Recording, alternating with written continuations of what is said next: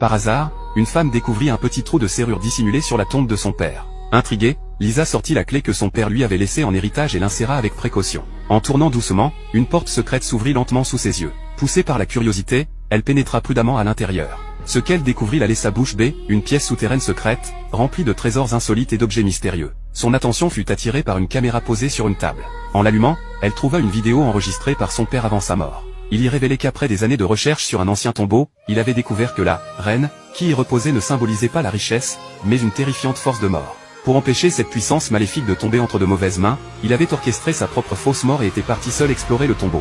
Consciente du danger qui menaçait son père, Lisa loua immédiatement un voilier et, le soir même, embarqua avec son ami Marc pour le retrouver.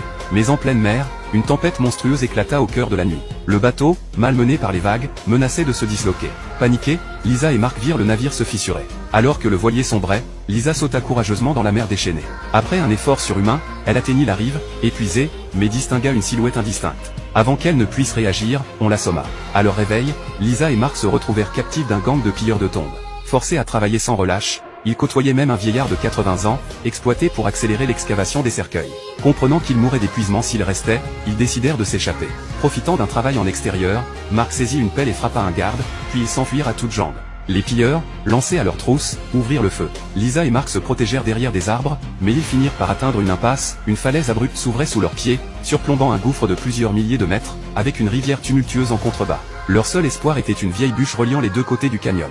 Lisa s'engagea sur ce pont improvisé, mais les pilleurs les rattrapèrent. Sous la menace des balles, elle glissa et tomba, emportée par le courant furieux. Par miracle, elle s'accrocha au débris d'un avion écrasé et y trouva un parachute abandonné. Grâce à celui-ci, elle atterrit saine et sauve. Après avoir pansé ses blessures, elle reprit sa route sans hésiter. Mais dans la fuite, elle avait perdu Marc. Désormais seule, Lisa devait trouver le tombeau.